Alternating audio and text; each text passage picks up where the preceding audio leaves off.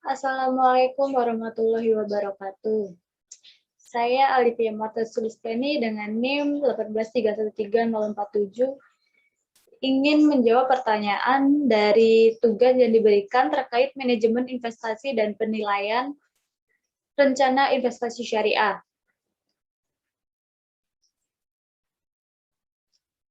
Di sini terdapat soal yang pertama menggunakan metode payback period, yaitu Rafka sedang mempertimbangkan untuk membeli rumah dengan biaya itu sebesar $100.000 dan yang akan menghasilkan 7.500 arus kas bersih per tahun. Rafka juga mempertimbangkan pembelian mobil untuk sebesar $50.000 yang mana akan disewa yang akan menghasilkan $2.500 per tahun. Berapa periode yang dia butuhkan untuk mengembalikan investasinya? Di sini diketahui rumahnya dengan biaya $100.000 dan cash flow-nya itu $7.500 per tahun. Untuk membeli mobil dengan biaya $50.000 dan cash flow-nya itu sebesar $2.500 per tahun. Ditanyakannya yaitu payback periods.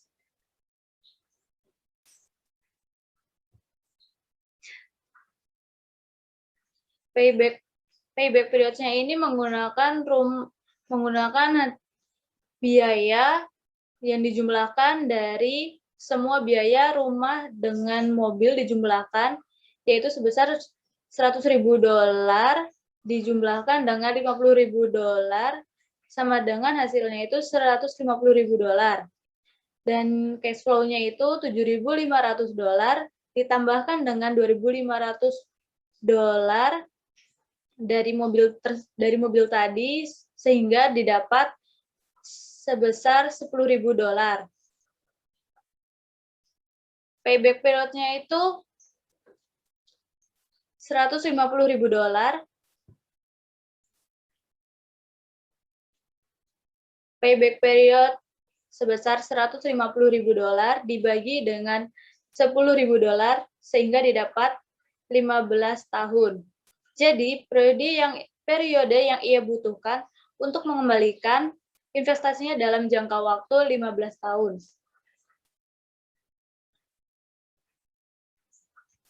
Di sini terdapat soal yang kedua menggunakan metode periode pembayaran kembali dengan diskon. Soalnya itu, asumsikan bahwa UII memiliki sebuah proyek yang membutuhkan pengeluaran kas awal sebesar $35.000. Proyek ini diharapkan untuk kembali sebesar $8.000 setiap periode untuk berikutnya 10 periode. Dan yang sesuai, nilai diskon adalah sebesar 4%. Berapa periodenya dan UI perlu membayar kembali investasinya? Nah, di sini diketahui cash outlay-nya itu sebesar $35.000, return-nya itu sebesar $8.000, dan diskonnya sebesar 8%. Yang ditanyakannya itu discounted payback periods. Dengan menggunakan rumus PV sama dengan FV per 1 plus R pangkat N untuk menghitung diskon.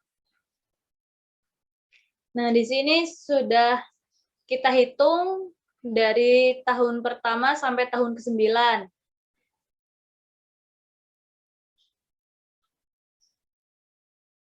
Iya.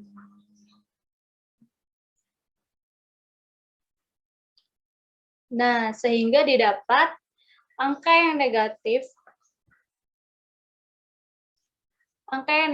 pada tahun kelima menunjukkan bahwa UII telah memperoleh keuntungan setelah balik modal.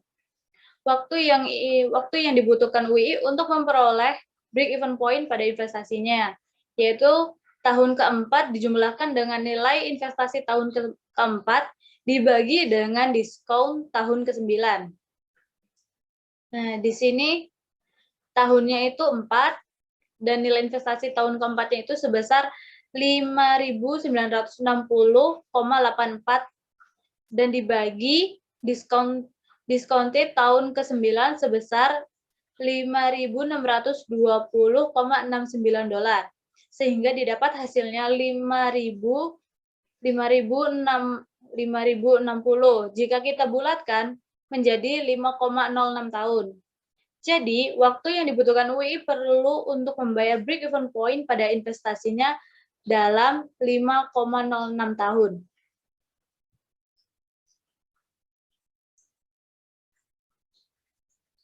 Dan ini lanjut yang ketiga. Yang ketiga itu menggunakan tingkat pengembalian rata-rata.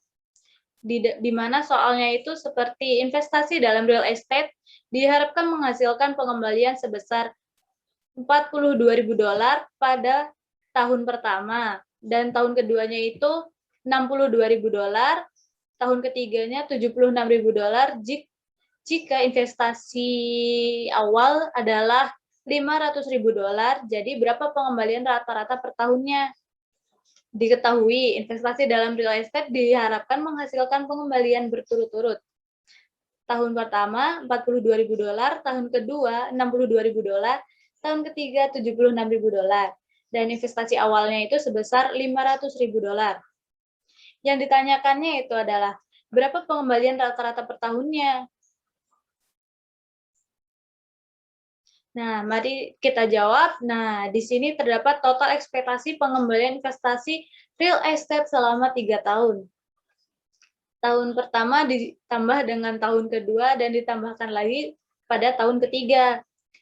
Didapat $42.000 ditambah dengan $62.000 dan ditambah lagi dengan $76.000 sehingga didapat $180.000. Maka total ekspektasi pengembalian investasi real estate selama 3 tahun adalah sebesar $180.000. Rata-rata ekspektasi pengembalian investasi real estate selama 3 tahun, yaitu dengan total ekspektasi pengembalian investasi real estate selama 3 tahun dibagi dengan periode investasinya. Nah, didapat $180.000 dibagi dengan periodenya dalam 3 tahun, sama dengan sebesar $60.000. Maka, rata-rata ekspektasi pengembalian investasi real estate selama 3 tahun adalah sebesar $60.000. Nah, lanjut. Nah, di sini jika investasi awalnya tadi sebesar $500.000, berapakah pengembalian rata-rata per tahunnya? Nah, di sini pengembalian rata-rata per tahun investasi real estate dengan rumus rata-rata ekspektasi pengembalian investasi real estate selama 3 tahun dibagi dengan investasi awal. $60.000 dibagi dengan $500.000 sehingga didapat 0,12. Nah, dari hasil tersebut dapat disimpulkan bahwa pengembalian rata-rata per tahun dari investasi real estate adalah sebesar 0,12 atau jika dipersenkan menjadi 12% per tahun.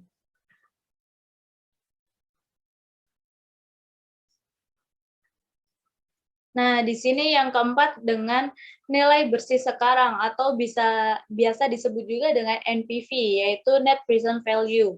Nah, di sini terdapat soal jika saya berinvestasi di pasar modal sebesar 150 juta, maka dalam 1 sampai 3 tahun ke depan akan menghasilkan masing-masing 60 juta rupiah, 70 juta, dan 40 juta. Apakah saya akan mendapatkan keuntungan dari investasi saya jika tingkat pengembalian investasi adalah sebesar 10%?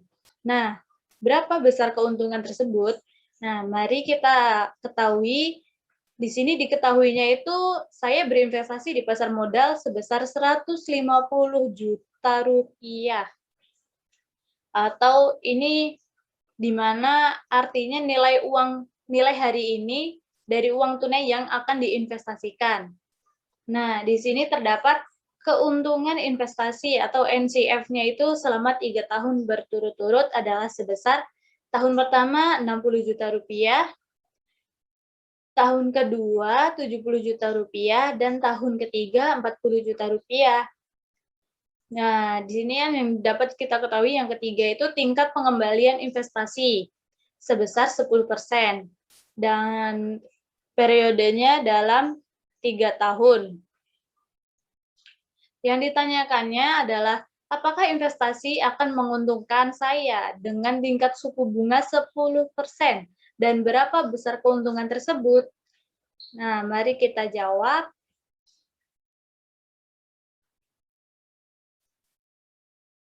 Today's value of the expected cash flow selama 3 tahun berturut-turut adalah menggunakan rumus NCF dibagi dengan 1 ditambah I pangkat T, di mana tahun pertamanya itu 60 juta rupiah dibagi dengan 1 ditambah 10% pangkat 1. Hasilnya 54.545.454,55. Dan pada tahun kedua didapat 70 juta rupiah dibagi dengan 1 ditambah 10% pangkat 2, di mana hasilnya 57.851.239,67. Dan pada tahun ketiga, 40 juta rupiah dibagi dengan 1 ditambah 10% pangkat 3, dan didapat hasilnya 30 juta 52.592,04.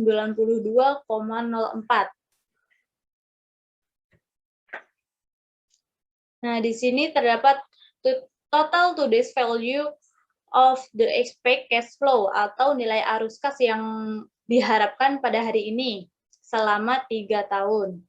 Tahun pertama ditambah dengan tahun kedua dan ditambah lagi dengan tahun ketiga. Tahun pertamanya itu sebesar 54.445.454,55 ditambah dengan 57.851.239,67 ditambah 30.052.592,04 sehingga didapat 142.449.286,3 rupiah. Di sini net present value-nya yaitu menggunakan rumus yang sudah tertera, yaitu today's seperti yang sudah tertera. Lalu total today's value of the expected cash flow selama 3 tahun dikurangi dengan today's value of invested cash. Atau total nilai arus kas yang diharapkan hari ini selama 3 tahun dikurangi dengan nilai kas yang akan diinvestasikan hari ini, yaitu 142.449.286,3 dikurangi 150 juta rupiah, sehingga didapat negatif 7.550.750.713,7. Lalu hasil net present value menunjukkan nilai yang negatif atau kurang dari 0, yaitu sebesar 7.550.713,7. Hal tersebut berarti investasi tidak menguntungkan saya karena nilai cash flow-nya itu selama 3 tahun lebih kecil, yaitu sebesar 142.449.286,3 daripada uang yang saya investasikan di pasar modal, yaitu sebesar 150 juta rupiah.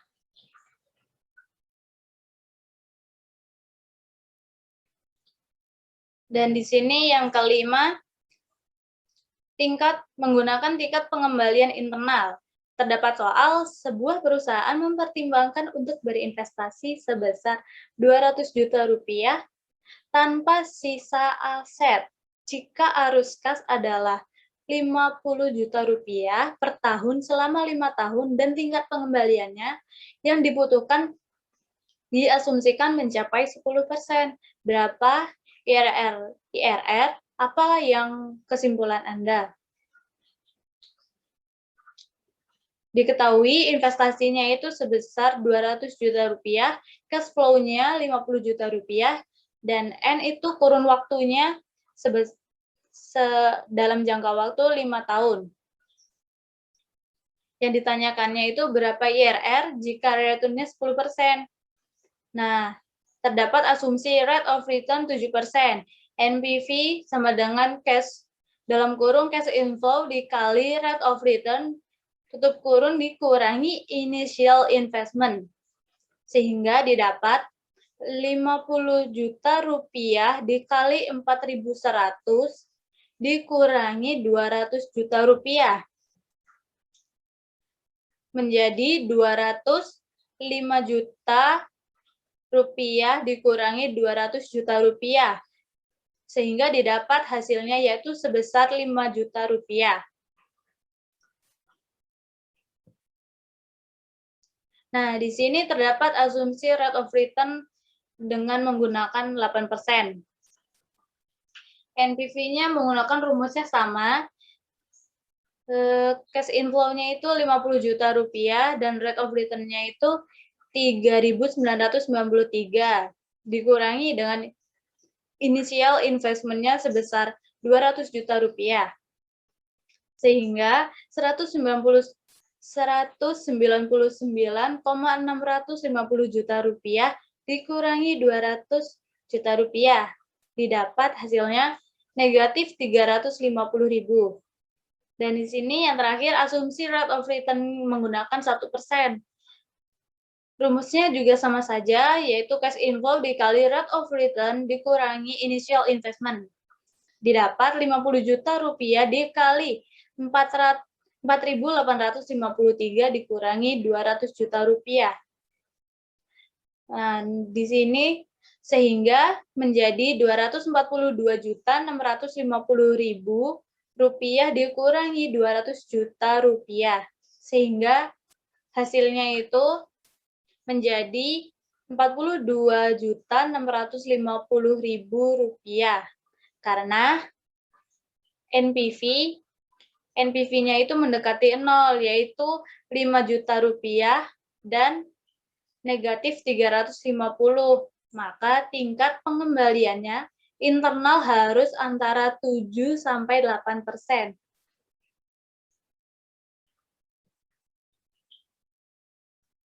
Di sini terdapat tabel perbedaan tarif, perbedaan nilai sekarang, dan PV dan perbedaannya. 7% ini terdapat perbedaan nilai sekarangnya sebesar 205 juta rupiah dan PV dan perbedaannya tetap menjadi 205 juta rupiah.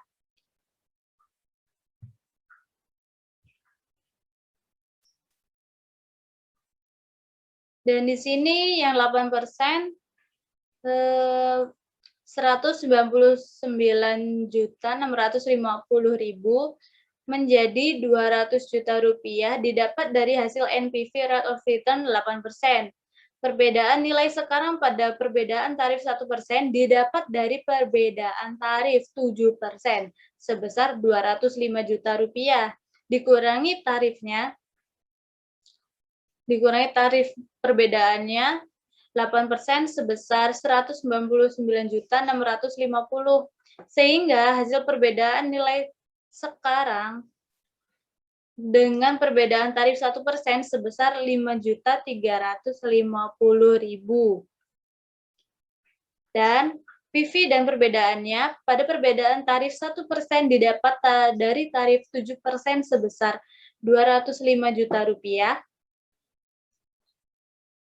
dikurangi dengan tarifnya 8% sebesar 200 juta rupiah, sehingga hasil PV dan perbedaannya dengan perbedaan tarif 1% sebesar 5 juta rupiah.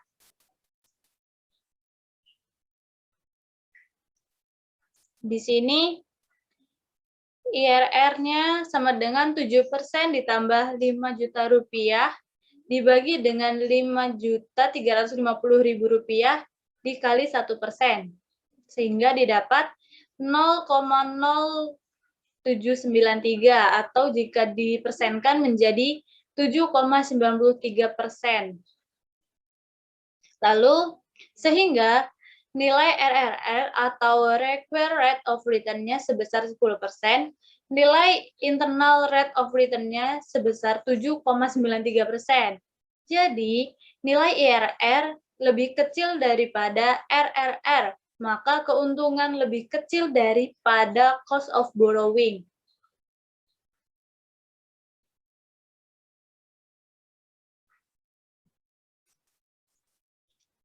Sekian dari saya, kurang lebihnya mohon maaf. Wassalamualaikum warahmatullahi wabarakatuh. Terima kasih.